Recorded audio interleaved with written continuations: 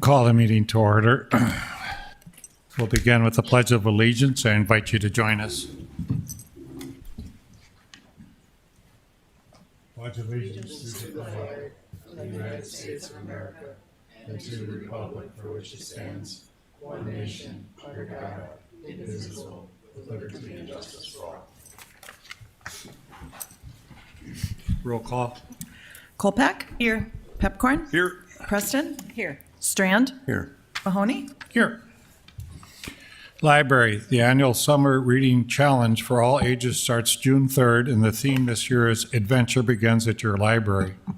Similar to last year, participants are encouraged to read daily to complete challenges, earn badges, and win prizes. Participation in the Reading Challenge is free, and residents are encouraged to visit the library's website to get registered or download Beanstack app to keep track of their reading over the summer. Planting Day at Carlson Library Learning Gardens is May 30th at 10 a.m. Residents of all ages are welcome to come by and help plant the gardens. Library Night at the FM Redhawks will be May 29th. Fargo Public Library staff will be at the game spreading the word about the library's resources and upcoming library events. Other. The U.S. Census has released the 2023 city population estimates between 2022 and 2023. Fargo grew by 1,744 people to a population of 133,188. Moorhead grew by 378 to a population of 45,202. West Fargo grew by 420 to a population of 40,400. And Horace grew by 1,374 to a population of 5,643. Tonight we have two short videos. The first showcases the way the city staff successfully completed the 2024 cleanup week with more than 1,500 tons of debris collected. We want to thank all our city employers and contractors who helped make this yearly event possible. The second video shows off the newest matte bus wrap featuring the art of 12-year-old Kaylee Trana. The bus wrap part of the contest that encouraged local students to create visual art with the theme of environmental stewardships and climate resiliency. It was a work of Sustainability and Resiliency Committee. Enjoy.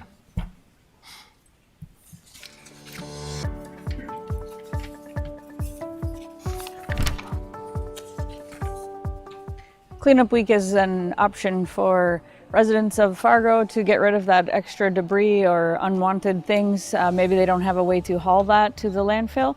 So we have crews out following the recycling schedule, collecting that extra debris, maybe an old couch or some broken lawn furniture, extra household garbage, things like that.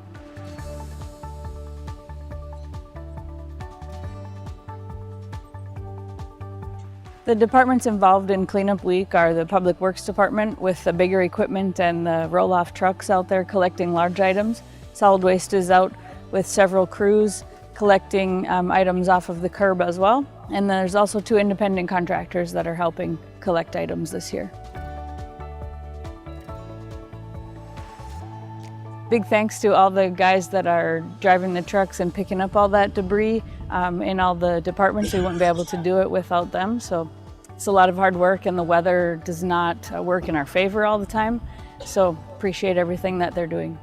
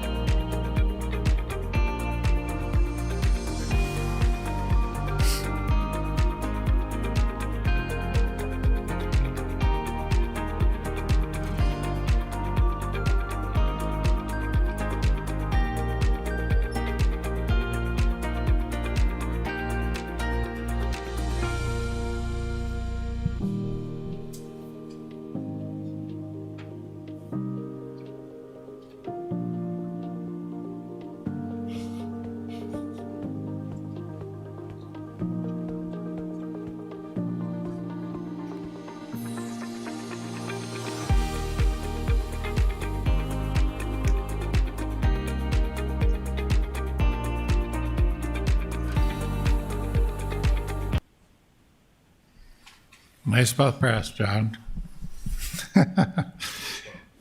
Is there a motion to approve the order of agenda? So moved. Is there a second? Second. Any discussion? If not, all those in favor say aye. Aye. Motion carried. Is there a motion to approve the minutes of the May 13th, 2024 regular meeting? So moved. Is there a second? Second. Any corrections? All those in favor say aye. Aye. Motion carried. Is there a motion to approve the consent agenda items 1 through 39?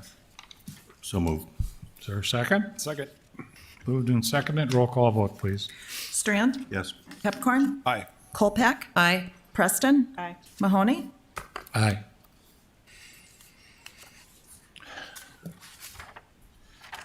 Regular agenda. Well, I guess we're early. You have my recommendations for the Board of Appeals. Do I have a motion? So moved. Is there a second? Second. Any discussion? Roll call vote, please. Preston, Aye. Kolpak, Aye. Pepcorn, Aye. Strand, Yes. Mahoney. Aye. We'll go to item 43 since we're still early from 5:15. A bid award, Dirt Dynamics, the amount of $3,256,308.61 for Improvement District BN 23G1. Tom Knockless to explain. Good evening. I was here 2 weeks talking about protests on this project, just to tie you back to that conversation. So again, recommendation of award being that we bid this project last week. As a reminder, this project's located just north of 19th Avenue North, west of 45th Street, on 23rd Avenue and 53rd Street. Highlight here is the assessment district associated with those improvements. We did receive one protest, which equated to 45.1% of the district. Bids were open last Wednesday. You can see the summary here. The low bid was Dirt Dynamics at $3.2 million, which was about $150,000 less than our engineer's estimate. Again, previous action by City Commission on May 13th, City Commission declared the protest insufficient for this improvement district. And so the recommended motion tonight would be to award the contract to Dirt Dynamics. I can take any questions if there are any. Any questions, Tom? Do you have a motion? I'll make the motion. Is there a second? Second. Any discussion? Roll call vote, please. Aye. Preston, Aye. Kolpak, Aye. Strand, Yes. Mahoney. Aye. Item 44, authorization to transfer ownership to 69 4th Street North to Fargo Housing and Redevelopment Authority. Nicole Crutchfield to explain. I think Chris is going to help as well. Good evening, Commissioners. We have Chris Brungart, the Director of Fargo Housing Authority, with me tonight. And in front of you tonight is a request to transfer the property at 69 4th Street. That's just a block across the street on the south side of the Fargo Library on 4th Street. And this was originally acquired in the mid to late 80s and remodeled in the early 90s to inhabit the building with 22 single-room occupancy units. We had a contract, a lease agreement with the Housing Authority that expired a couple years ago.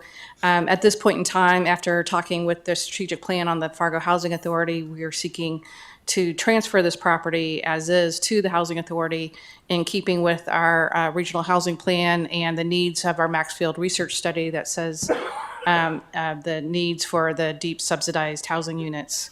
Chris is here. He can explain a little bit more of what they're proposing to do on this project. Well, our proposal right now is to rehabilitate the entire inside. There are some environmental, some mold issues in there, so I think we can come through and rehabilitate that and use what's called our Faircloth limit. We want to use a Faircloth to RAD conversion in this property.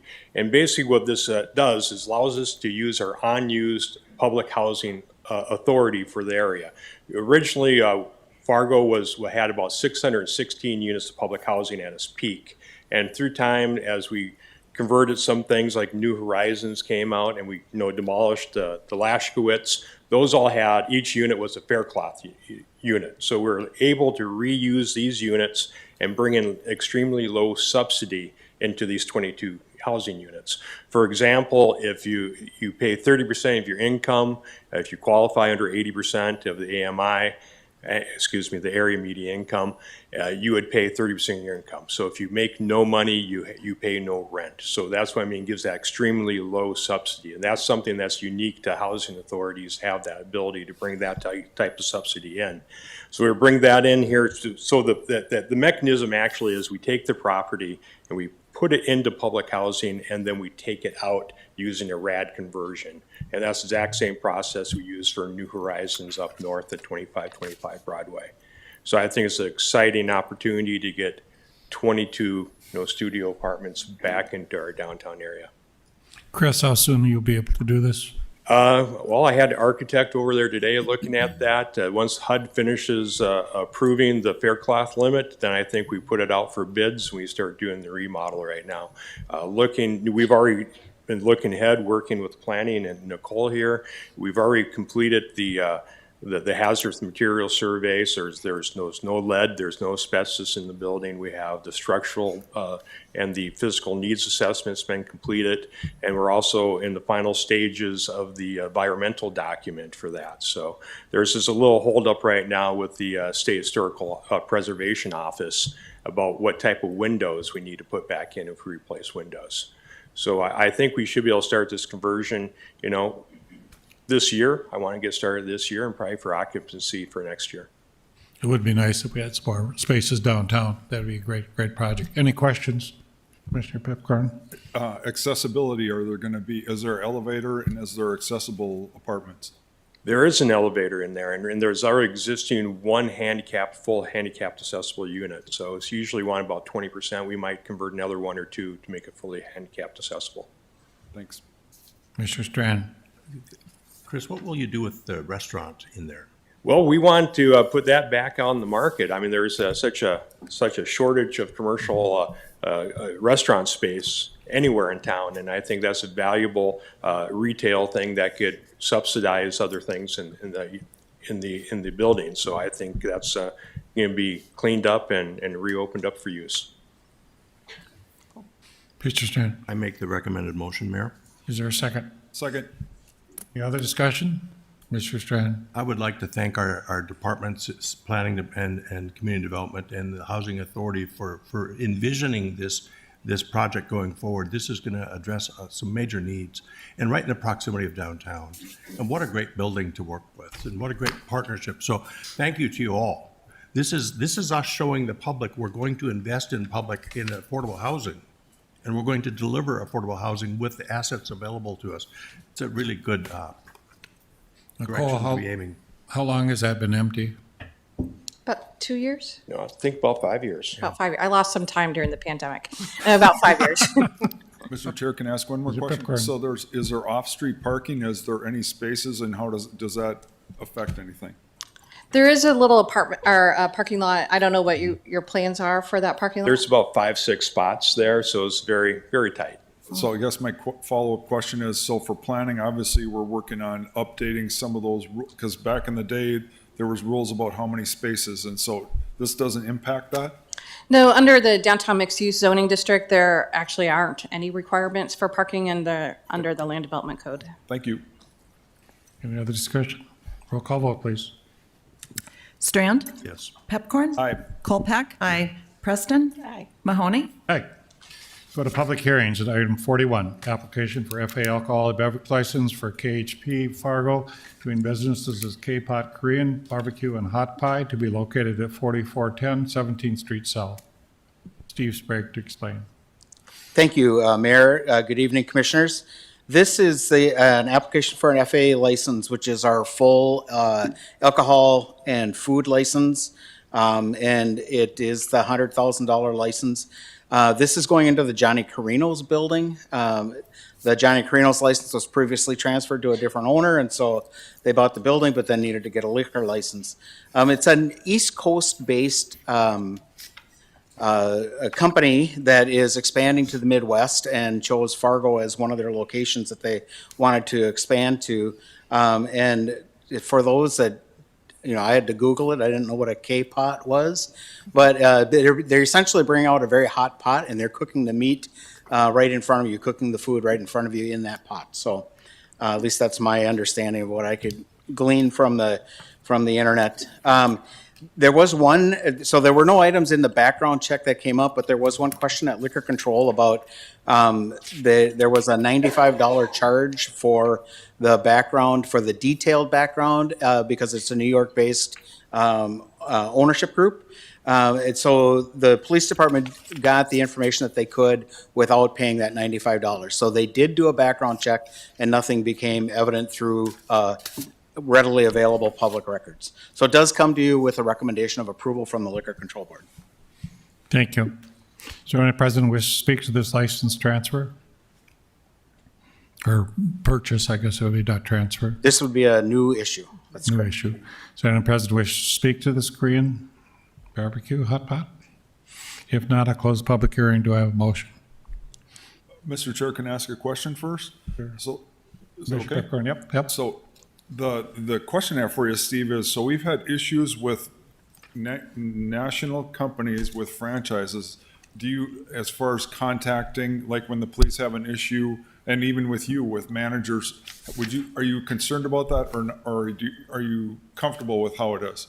No, we are not concerned. We've made some changes to our ordinances that will help us to have better information, better enforcement. One of those being the quarterly renewal. We'll be doing background checks on the general manager and the owners on a more regular basis.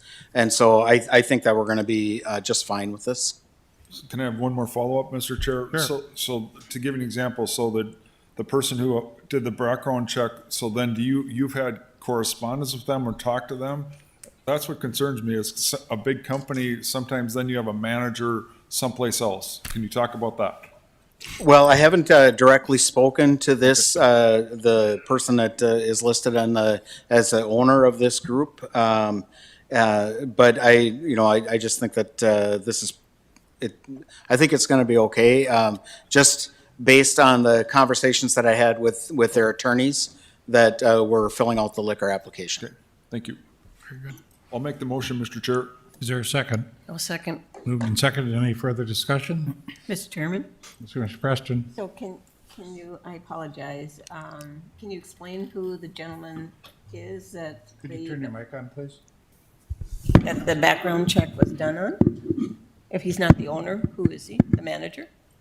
We did the background check on the owner that was listed. Okay. I'm sorry, I didn't bring the application with me. So can I add one more question then? So then when they have a manager, then they'll have to come forward and that will have to go through liquor control. And is that right? We'll do a background check for the manager? Yes, with the new procedures we have, yep. Okay.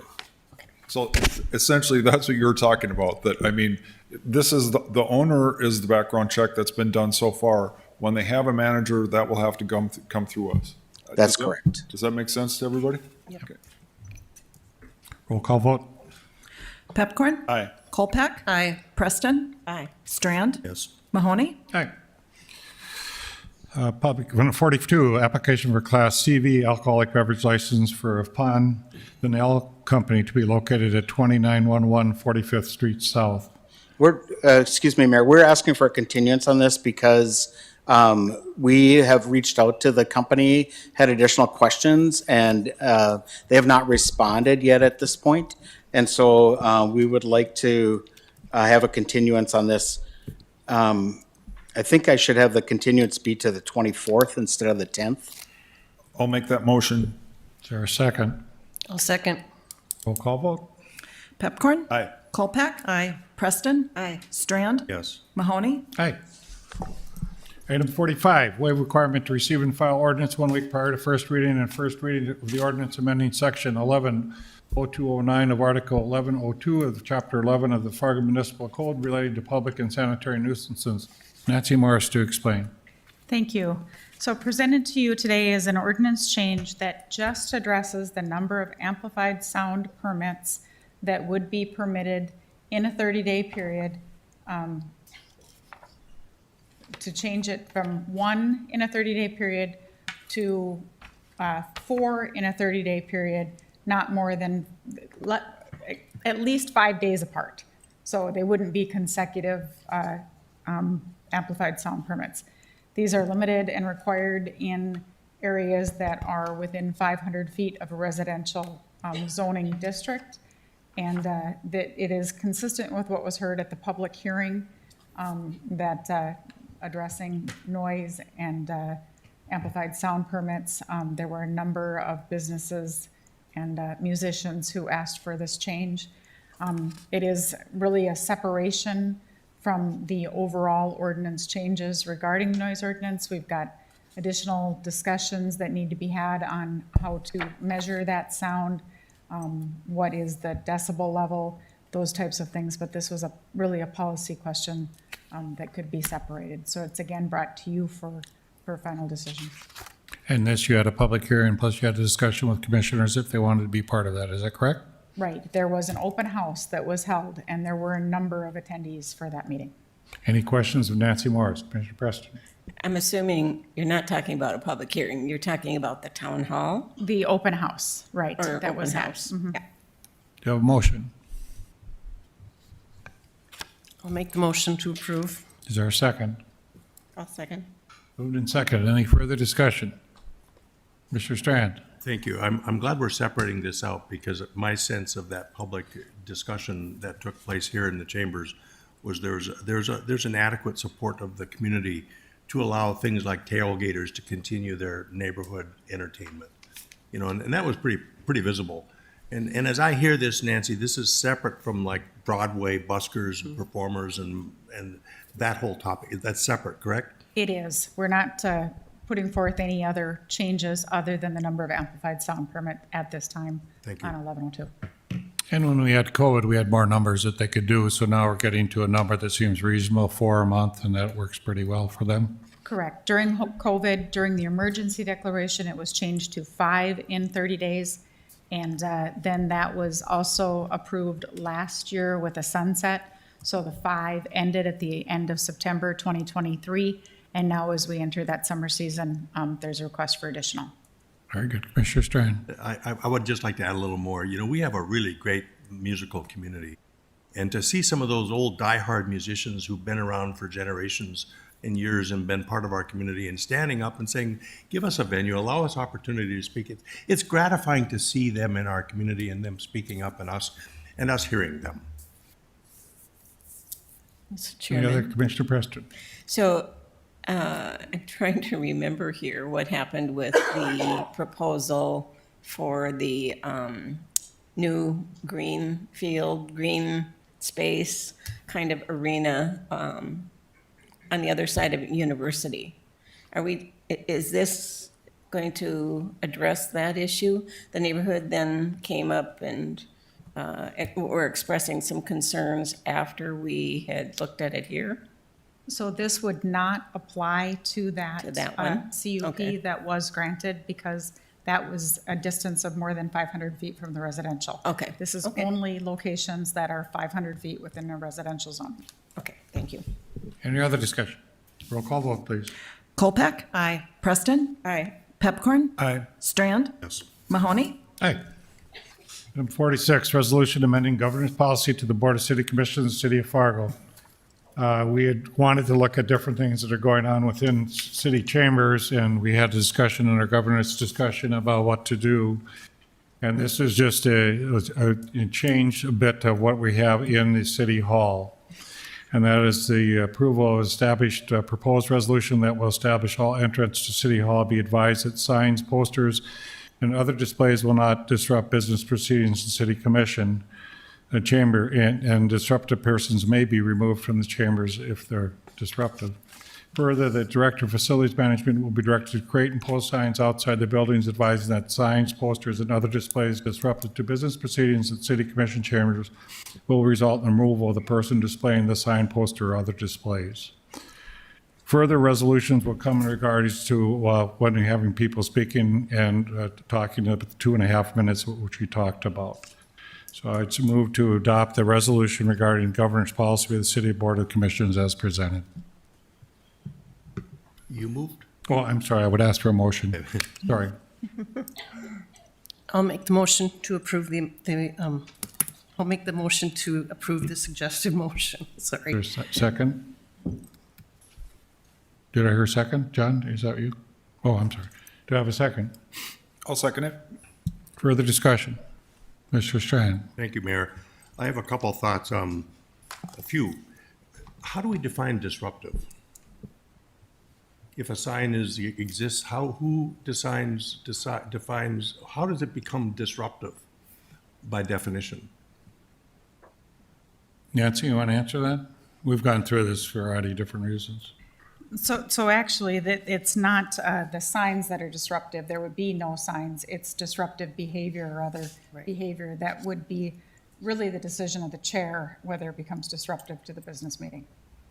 So signs are allowed, but they can't be disruptive No, signs would not be allowed. at all? Right, correct, Any of these signs correct.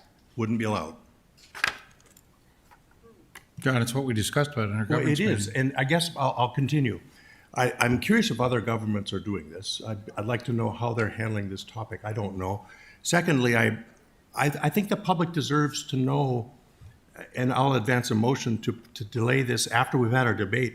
I think the public needs to know this is on the agenda, so we're not surprising the community with this topic dropped into an agenda. We know we've discussed it, but I don't know that the community knows that they've discussed it. So in that light, I'll move that this simply be delayed until our next meeting so that we can allow public engagement and comment in the meantime. Is there a second? I'll second it. We have researched it throughout the country. I think Nancy's done some research on this. We also talked about backpacks as well, which was discussed at our governance committee. So it's not something that we haven't discussed. The difficulty with signs is you can't see behind the signs. So if somebody behind the signs would have something that could be considered a threat, we can't see that, nor can my police officers see it in the back of the room. So it's just being common decor that we would have in a business meeting, Mr. Strand. They're welcome to leave their signs outside or on the common area. But it's just, it's something we as a group discussed and we're in agreement upon. We discussed it. We didn't land in an agreement that I recall. Mr. Chair, Mr. Pipcorn. the other thing, so this is in the minutes, so these were published on Thursday, correct? So the public was aware that this was on the agenda. Thank you, Mr. Chair. Mr. Kolpak. Comments, we did talk about this. At the end of that meeting, I thought we did have agreement at the last governance meeting. We've been talking about this for some time. There was a story that covered this topic, and it had media play following that governance meeting that both ran in the forum and as well as other media outlets. And again, it was in the packet for consideration. I will say that, I think the focus on this particular motion and action is really about the safety of these chambers and having decorum. And there is additional work that we've all agreed to that staff, Michael, I know if you're working on with the team, will come back with further recommendations for additional safety considerations for decorum in this chamber. So I think it has been very public, and I think we've had a good conversation about this for some time. Mr. Chairman, Mr. Preston. I'm going to make a comment more in regards to the process of how this came about. I don't remember us taking action to direct the city attorney to put this together. And as I understand from the governance policies, that when we are directing staff to do something, it needs to come from the entire commission. I don't remember us making that motion or taking that action. I would disagree. And last time we did this, you wanted the mayor to bring something forth to us. We got done with the meeting. Actually, in our governance committee, we did discuss this. We discussed backpacks, we discussed signs, flags, we discussed a variety of things at that. And I was directed to bring that back to the commission. So if you don't recall it, that's how I recall it. And I'm just trying to clean up the governance issues. We had not had that fully done. The other issue is Mike is working on the safety of this chamber, and we still have not decided on all the different concerns we've had on the safety of the chamber. And that is not fully addressed at this time. But as I understand it, unless the commission wants to correct it, I was supposed to work with Mike Redinger and Nancy Morris on the safety of the chamber with the police chief and facilities manager to bring back some suggestions to the commission. Not necessarily an ordinance, but bring some suggestions. Commissioner Strand. So for a question, for example, when Gate City comes in with their big check, are we going to keep it outside? John, I mean, I'm serious. This John, is a you are part sign. of this governance. Let's not try to make folly. Will their sign be allowed in their premises? Mr. Chair, I don't think that was a sign. I think that was a giant check. We welcome giant checks. Thank you, Mr. Chair. Any other discussion to the amendment to delay for 2 weeks? Mr. Chairman, Mr. Preston? if I could just say, I think it's a good example of how when we are having a discussion, that we should bring it to a formal motion. And that would clarify this confusion that's happening, probably, at least my confusion and perhaps Commissioner Strand's confusion. So I would encourage you as chair to ensure that there are definitive motions and definitive actions that are taken to direct staff to come up with this. And I would say I already had that direction, but that's fine. Roll call vote, please. Can I ask for a clarification, Mr. Chair, on what we're going to vote on? Because there This was, will be a delay for 2 weeks, as I understand it. Commissioner Strand? Preston, Aye. Strand, Yes. Kolpak, No. Pepcorn, no, Mahoney, No. Any further discussion? Commissioner Strand? I would like to see the minutes where we made that direction. I don't recall us directing. I remember us having a conversation. I don't remember an action directed by our full commission. If it's there, fine. I'd like to see it. The minutes Three that of confirm us it. believe it's there, John, but I we can don't- go back to that and look at that discussion. It was an That's informal fine. Yeah, that's fine. discussion. But we didn't take any actions. Clearly, earlier in the discussion, Commissioner Preston wanted me to bring back the governance and policy changes as the mayor. At the end of the discussion, we had a discussion about this particular item, and we weren't fully all through on what we wanted to do. One of the things Nancy Morris and I talked about was backpacks. We did not feel we were ready to bring forth a resolution of the backpack, but we felt we are clearly instructed in our governance committee to talk about signs and posters. And I was directed as mayor to bring back a proposal in regards to that. I was also directed as mayor, unless you understand it differently, that we're supposed to look at the safety of the chambers and bring back a recommendation, and staff is working on that. Now, if the commission's ruling is they don't want that done, then please tell me. But I'm under the impression, and maybe Mike is as well, that we're supposed to be working on the safety issues of this chambers, and I think Commissioner Pepcorn's very concerned about that as well. And I think as a group, that's what we're supposed to do. That's Understand. fine. We should work on safety issues properly so. And I'll also add, and again, this topic's, I'd just like to hear the public, have them have a sense to know that beginning after today, they can't carry any signage in here if this vote prevails. That's a pretty significant change today. You know, lastly is, I'm the liaison to facilities. Nobody even consulted me. I mean, we also follow portfolios, supposedly. Mr. Chairman, Mr. Preston? can I just ask, I don't know if, where this comes into consideration, but is there anyone in the audience here that wants to address this agenda item? That would be inappropriate. So I can't remember. It was a posted agenda item which people can speak to, and people speak to the agenda items as the policy you passed when we went through the governance policy 2 weeks ago, or 4 weeks ago at this point. They had an opportunity to vote. It's posted. I thought that we had adopted a policy or a practice to allow people to address general agenda items when they came up. There is a policy. They can sign up. And at some point, did I not see that people don't need to sign up? No, Oh, okay. that's public Then I'm comment. mistaken. No, on agenda items, you're supposed to sign up for it. Okay, I guess it's right inside this memo that you're suggesting that change without the requirement to pre-register. The requirement for agenda items is you sign up with Kimber, and if you want to speak to an agenda item, you're welcome to 2.5 minutes, which we have. If it's a public hearing, we had earlier in the meeting about the alcohol transfer, people can speak to that at the point which we ask them to speak to it, and there's no time limit on that. Commissioner Strand straightened that out when we had a discussion on zoning. So I'm a little unclear where you want to go with that.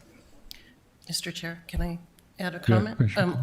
Yeah, that was in our approval of the governance policies at our last meeting. That was the protocol that we approved as a full commission as part of those policies, the requirement to sign up for agenda-related topics. And my recollection clearly is that the mayor was directed as chair of the board to bring this to staff, to come back with recommendations for safety, then requiring the approval of the full 5 commissioners for consideration. So that part is very public and appropriate from a governance perspective. Any other discussion? So if I, Mr. Chairman, Preston. if I could just clarify my previous comment. So I think it's the third paragraph down here. It says, further, the proposed resolution amends the governance policies to clarify that the chair may recognize interested persons or representatives to speak to matters on the city commission agenda without the requirement to pre-register. So Okay. that would be a proposed change that you're making. Yes, we are. Okay. Commissioner Trent. Last question is, are there examples of others who've eliminated signage in their public meetings? I don't know. You say we've done research. Who are they? Nancy Morris. Thank you. Yes, we did reach out. It was a question that had been posed earlier. We've done some research. I've contacted counsel that we've worked with in the past on First Amendment issues and confirmed that, in fact, the language that we're proposing here was upheld by the Second Circuit as well. Who are the cities who've done this? Well, this was actually a case that I'm referencing is Tyler versus, let's see, City of Kingston. So that's in the Second Circuit, determined by, I think it's in New York. But we have confirmed that the language has been acceptable in other jurisdictions. Mr. Chair, can Which I is our clarify Go something back. with the city attorney? So the way I read this in this memo, in preparation for this topic, was that a chair during any meeting may recognize interested persons. But the protocol we approved to pre-register for agenda-related topics also remains the protocol. That is correct. This was proposed after a discussion at the last meeting. There was an agenda item on a TIF, and there was a gentleman that spoke to that, Mr. Austin Morris. And then the next item, the chair recognized Mark Hansen, who was counsel for an interested party in the protest. So it was just a clarification that if there's a pecuniary or direct interest, that person may be recognized. That's been the standard practice of the city. As I indicated, that the first item had a speaker that was interested in the outcome of that action. Mr. Preston. So let me clarify. The cover memo is not accurate. Is that right? So you're saying it's only in a public hearing when somebody has a specific financial interest or direct interest? No, it wouldn't necessarily have to be identified as a public hearing, which was something that would be advertised. If you recall, it was a matter that Jim Gilmore brought forward. Austin Morris spoke to that. There was another matter that's not a publicized hearing, but it was an agenda item on the protest, and the mayor recognized the representative from the entity protesting. I am truly trying to decide whether I'm going to vote for this or not, and I'm not clear what this statement means. Going forward, not what happened in the past, but going forward. Any other discussion? Commissioner Yes, Kolpeck. I'm sorry for this redundant clarification, but again, my understanding is that this addition in this change for tonight on this memo just gives the chair during times of exception or unusual circumstance, the ability to recognize an audience member. But I would expect that would be an exception, but the first protocol remains in place to pre-register for agenda-related topics to ensure that you can speak during the meeting. And Mr. Chairman. Just a minute. Nancy's been asked a question. I believe that is correct, but again, it's somebody that has an interest in the outcome of that particular, a direct interest in the outcome of that vote that isn't a public comment, and isn't, if it's not a public hearing, those people would also have an opportunity to speak without having to sign up. Mr. Preston. So this is exactly why I suggested public comment periods up front, way back 4 years ago when I first got on the commission, because it was being applied inconsistently. Some people were allowed to come up to the podium and speak, and others weren't. And it seemed quite discriminatory at that time, and that's what we're headed back towards. No, people can sign up. I got 12 people talking today. People can sign up. Mr. Strand, is this a debate between two candidates, or can we go with business? Excuse me?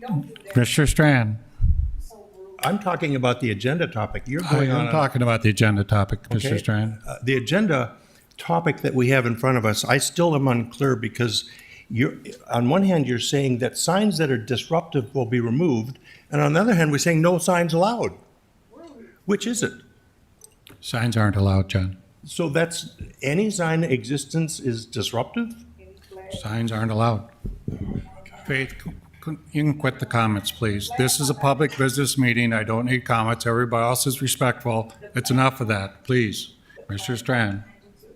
I'll just end it with this, that I'm absolutely opposed to this stifling and squelching of speech when it isn't harmful to the public. We have 4 officers in this room, to my knowledge, tonight. I feel pretty safe. I don't know that if there was a concern, they wouldn't notice it or pay. I'm guessing they're paying very close attention to what's happening in this room. And I know we have other discussions coming about safety, including metal detectors and things. I am not threatened by somebody holding a 8x11 sign to tell us something they care about. I don't know what the threat to that is. And it's also, on the other side of that, taking away their speech. That's my view.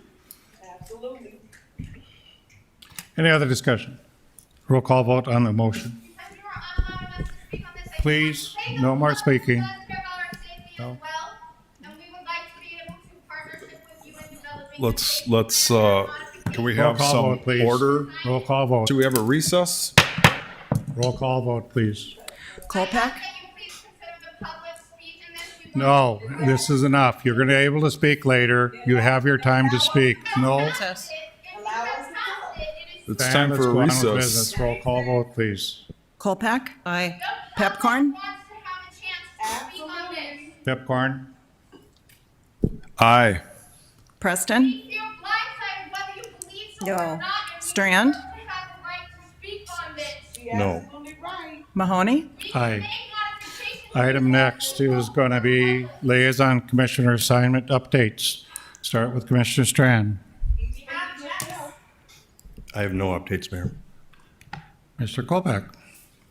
Yeah, I have an update on the Zen City Community Engagement Survey and work that's coming for community engagement. The Comms and Government Affairs team is continuing to work across the departments and has invited all the commissioners to provide their input for a planned rollout of Zen City. It's the Fargo Community Engagement Platform, and it's the first phase of the rollout will involve a community survey beginning in June of 2024.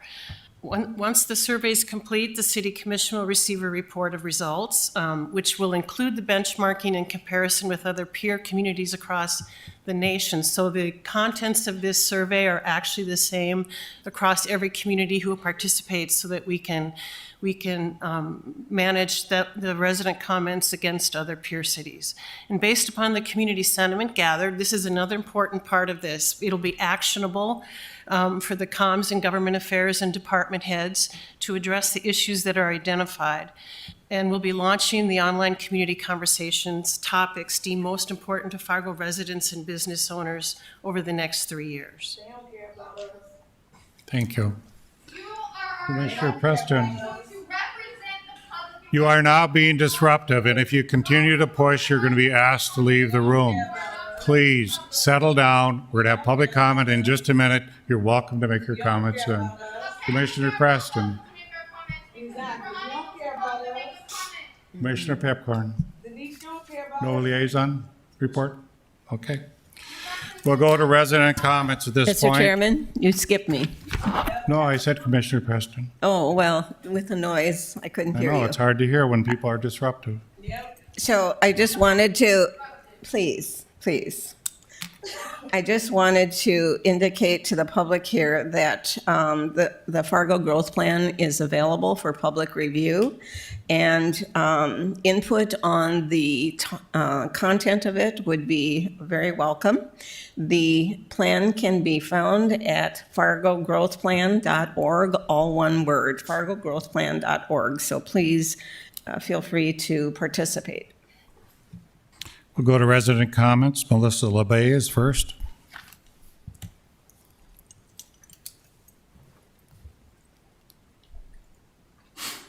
Melissa, it's the other podium, please.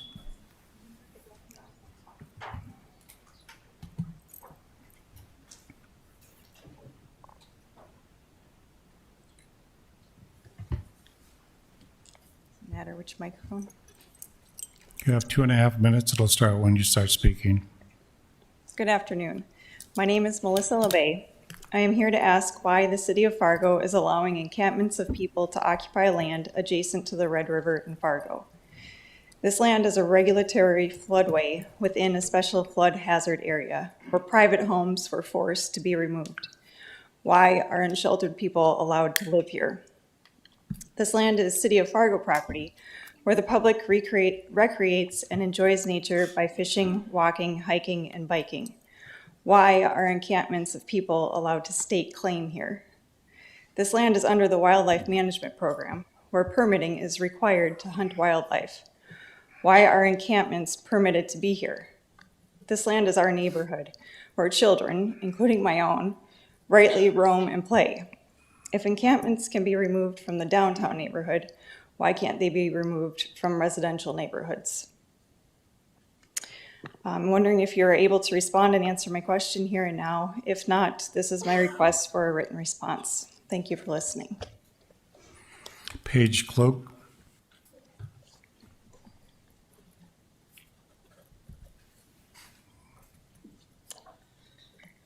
All right, Paige Klug, Fargo resident. Thank you, Mayor and Commissioners, for a chance to speak. I'm here today due to my concern about the proliferation of homeless encampments, and not just in downtown, but throughout Fargo.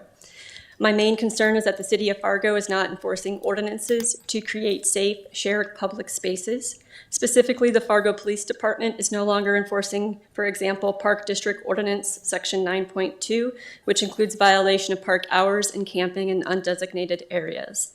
I realize the new policy is a byproduct of legal cases, considering whether punitive actions for camping on public lands are permissible if shelter beds are not available. According to the North Dakota Continuum of Care, the bed utilization rate at emergency shelters was 68% in January, a number that is likely less during summer months. Thus, the use of homeless encampments appears voluntary because the numbers specific to Fargo are not easily accessible. My request to enforce city ordinances is not a lack of compassion for the unhoused. The response to homelessness crisis must include the provision of social services while upholding local ordinances. I would like to see greater transparency on this issue by the city by making the following available. 1, the agreement between the commission and the city departments to not enforce these ordinances. 2, the set of standards that was established by the city for homeless encampment occupants. 3, the course of action citizens can take to report violations of these standards, and the number or severity of infractions necessary before an encampment is removed. The reports pertaining to the number of homeless and housing inventory counts specific to Fargo. And number 5, the policy or the likely policy of the city of Fargo if the Supreme Court case decides in favor of grants pass. Providing this to the public will help citizens realize that the laws to serve and protect them are not being enforced and allow them access to the data used in reaching these policy decisions. Not enforcing city ordinances greatly impacts the safety of citizens, especially residential neighborhoods adjacent to public property or those wishing to use natural areas for recreation. Safety concerns in shared public spaces include criminal activity, violence, sexual assault, unsanitary conditions, threat of disease, and risk of fire. I am submitting this grievance to the City of Fargo Commission to request action in upholding or creating new city ordinance. Thank you. Collier Eggerton. Melissa and Paige, if you leave your names and contact information, there will be a response.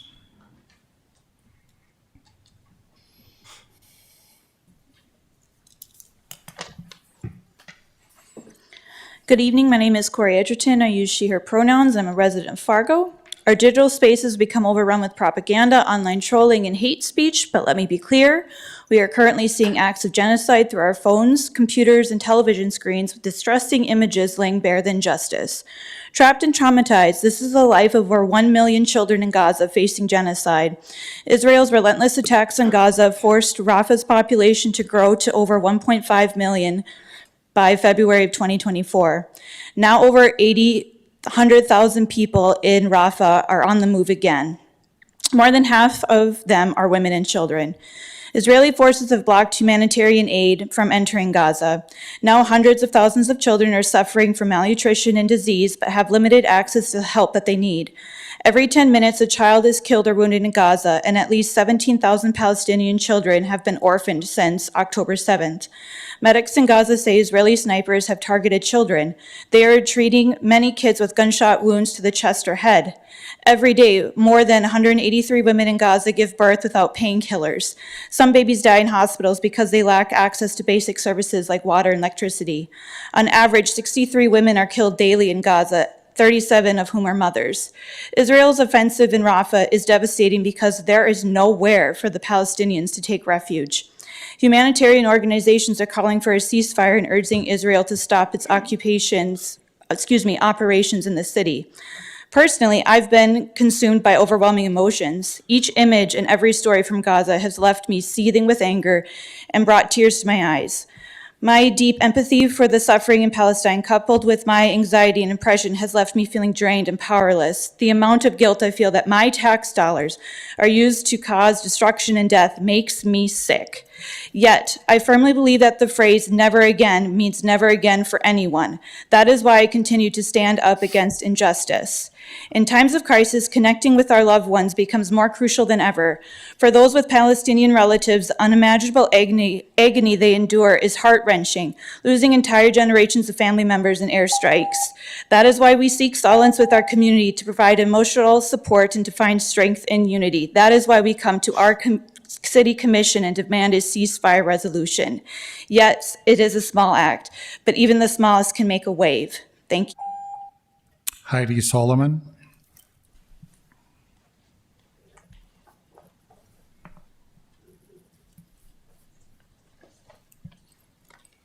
I have a check here. So these experiences are real. They belong to those in our community and their loved ones. They belong to Marwa, who lost 17 of her family members. She joined us here at City Hall and listened to us talk about the actual rubble her family is under. They belong to Abdullah's 70-year-old father, who was on his knees for hours before the IDF, before they let them go, to just walk in front of the Israeli tanks as human shields. They belong to Abdul Karim, whose grandmother was killed long before October 7th. They belong to my Egyptian-American husband, a physician here whose hometown carried the body with rage today of an Egyptian soldier killed at the Rafah border. Our friend Isra, who is watching tonight, who evacuated Gaza with her 1-year-old and 18-year-old brother for medical care. She asked me to ask you and talk to you. What she wants to say is this: this is the blood that is being spilled. Young children are supposed to live a decent life, not a disastrous one. We will not forgive every negligent person, every person who stood against Palestine and its children. I say perhaps this is the unforgivable. Here's another direct testimony from Rafah massacre yesterday that just happened on May 27th, day 234. I left my children playing in the tent to make food. I hugged them as it felt like the last hug. I found my 6 children that couldn't fit in the tent had burnt and became ash. I carried the 6 in my arms as if it were a handful of sand. I continued hugging and kissing them. My 6 children whirled. They became the size of a handful of sand. Commissioners, you are allowed at any point to say, I can't support this, even if you did before, even if you were unsure or didn't have enough information then. Look at your hands. Do you recognize their power and responsibility? Don't let the dust settle from the ashes of yesterday. Will you now reconsider the ceasefire resolution? Brad Schaefer.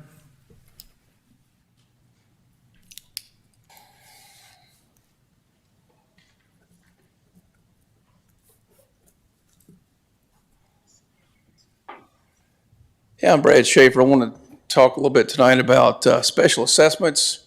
Dadgum, I had a sign. I'm glad I didn't bring it here tonight.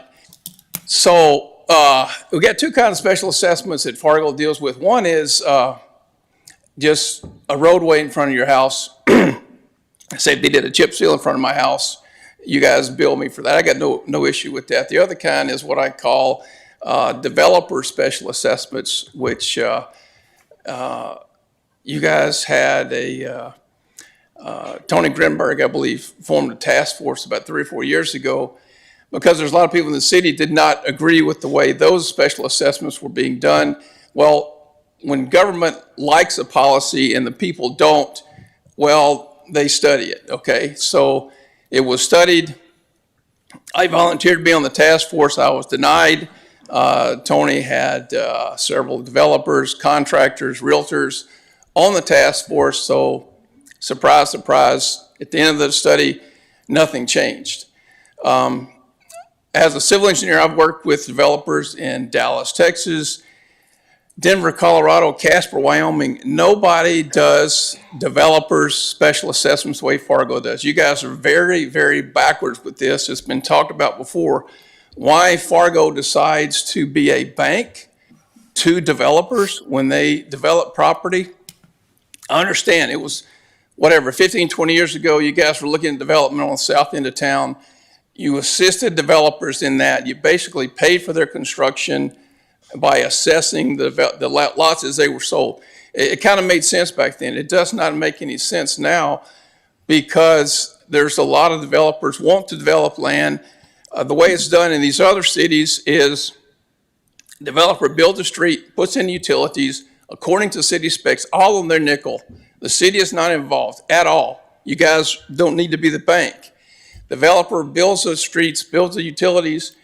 When he sells the lots, he recoups his costs. It's very simple. It can be simply done, and I think you guys need to consider that. Thank you. Caden Fletch.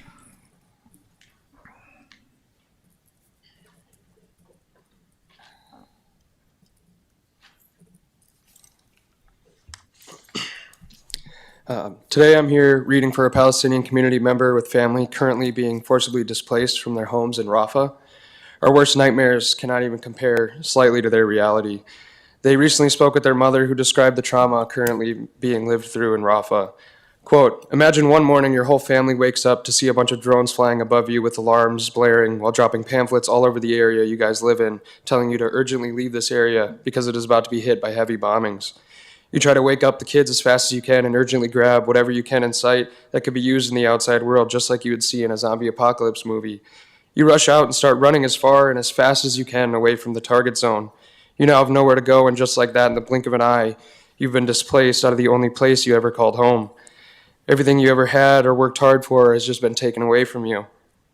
You can't go back and check on your house because that area is currently under heavy military control. You can't return to your home where you once lived your life.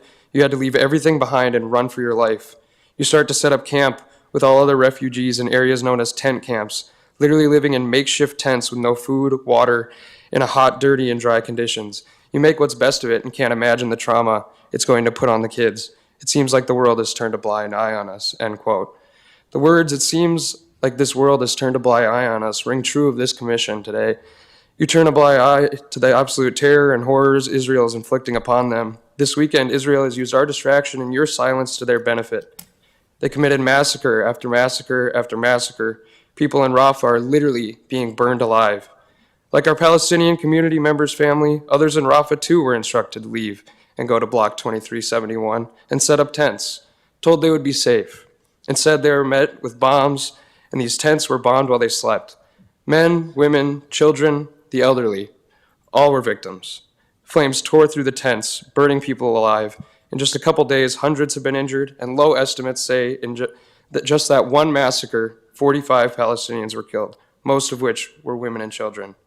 Choosing to stay silent as this happens is condoning these atrocities. And it is not too late for you to reconsider the ceasefire resolution, to choose not to remain complicit. Every day, more will be displaced to these so-called safe zones where they too are at the merciless hands of Israel. Please do what is right. Samaya Abakar.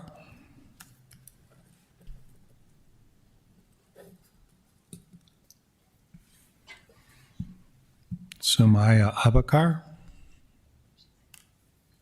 Mohammed Sanala.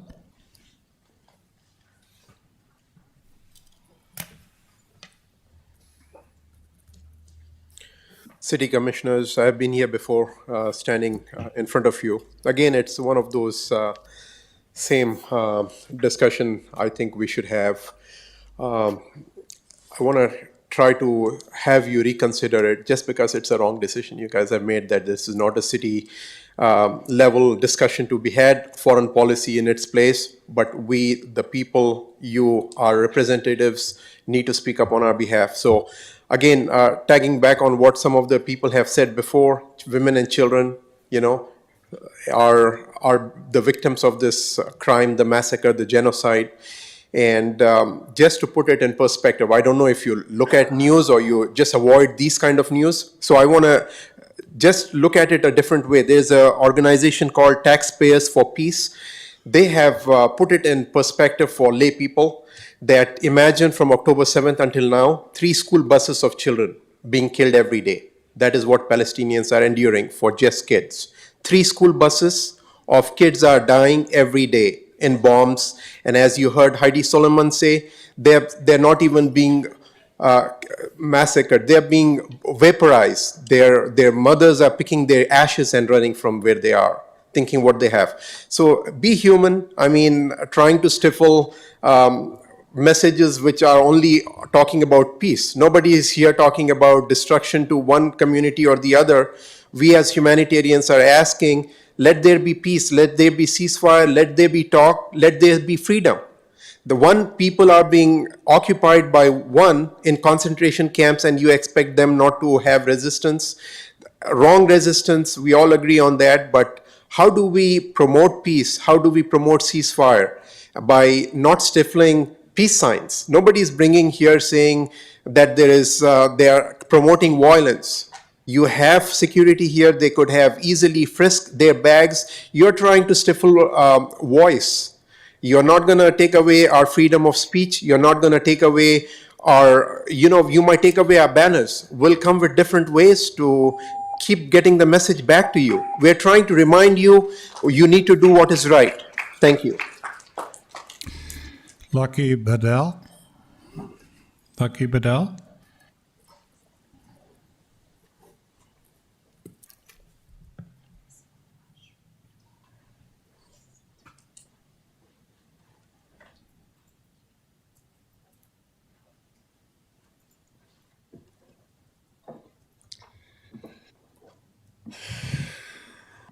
Good evening, Commissioners. Today, I come before you on behalf of a Palestinian community member who, due to safety concerns, cannot be here reading to you today. Due to Israeli occupation, if they are found to be speaking in favor of Palestine or giving any criticism of Israel, even if justified, they risk being barred from ever returning to Palestine, or worse, unjust imprisonment where they will be subjected to inhumane treatment. Their letter reads, "Dear Palestine, I remember always wanting to go visit your beauty. I get so happy to come even knowing the hardships I am about to face. One day we decided to go to Palestine on the last day of Ramadan, one of the holiest days in Islam. It takes almost an hour to drive from Amman, and yet it takes us all day to cross the border. We go in with our American passport, and yet we continuously get stopped solely because we look Palestinian. Here I am getting interrogated yet again for hours while the German couple in front of us was able to pass through with absolutely no trouble at all. Why am I here? How long am I staying? Do I know anyone that lives here? Why did I visit 7 years ago? Every question about my entire existence. Getting into the Quds, the Dome of the Rock from the West Bank, was even more of a hassle. The license plates are segregated by color for Israelis and Palestinians. A Palestinian man was trying to get us in through the apartheid wall to get to our hotel, as we were spending a few days in Jerusalem. We were allowed to get through the wall, just not with a Palestinian driver. Where do you think you're going? The IOF soldier said in a condescending laugh. We had to circle around and get in a different vehicle, standing on the side of the road waiting to find another way in. Once we finally passed the apartheid wall and tried to get into the hotel that we had already booked, the workers laughed in our faces and said we were in the wrong place. Why do you need to see my passport to tell me where the bathroom is? Trying to get into the Quds the next day was like playing tag, where every IOF soldier would not let us in through any door because we looked Palestinian. Show me your passport. I handed over my American passport. No, your other one. I constantly think of Palestinians who are alive but have been completely robbed of their ability to experience life. The fathers who now have to look at their children knowing they can't feed them, clothe them, or take their pain away. Mothers who know they can't keep their kids warm. Partners who know they can't help the person they love more than anything. How can people dismiss Palestinian pain from death to the loss of human experience? I don't know. This is just one story out of so many others that have had it so much worse than me. I will always have it easier than any other Palestinian who live in our homeland solely because of documents that say I was born in America, the land of the free. Fatima Mohammed. Fatima Mohammed.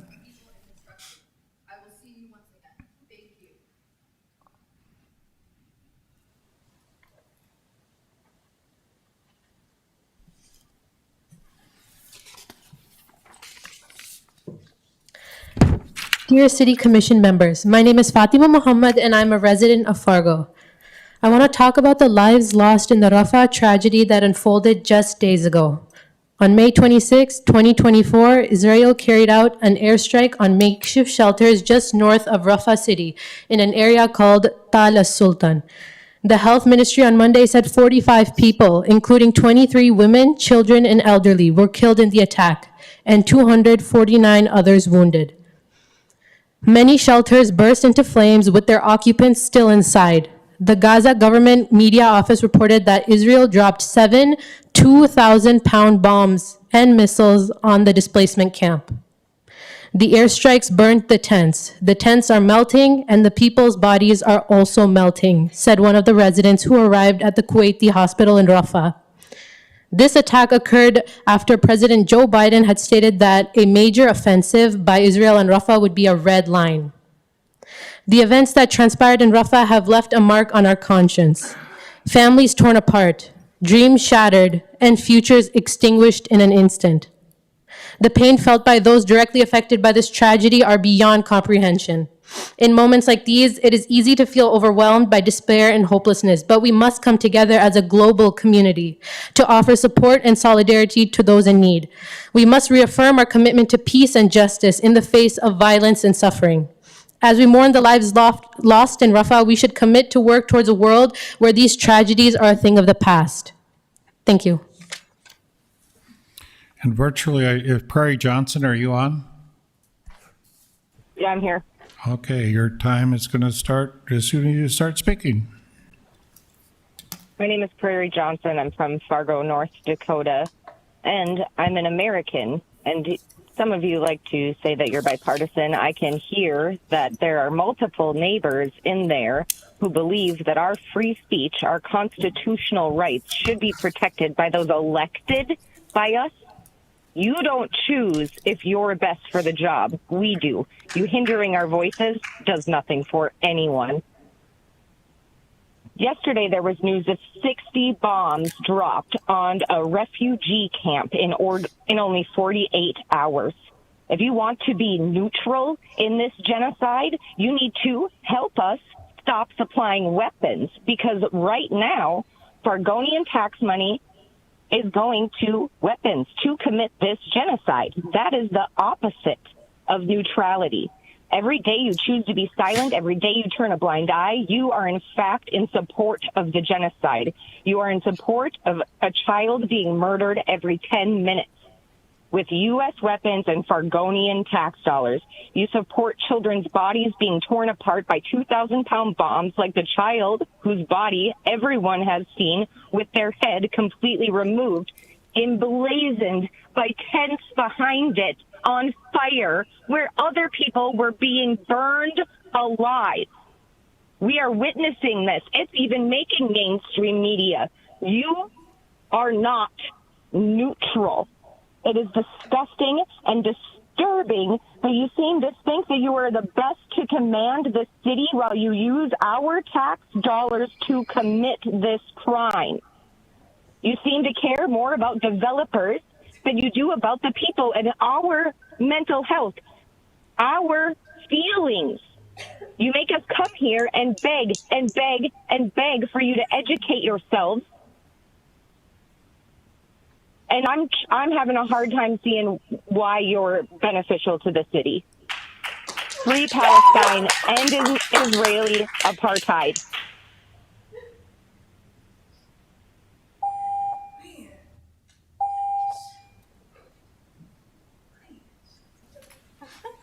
That's the end of the public speaking. Resident speaking, we are adjourned.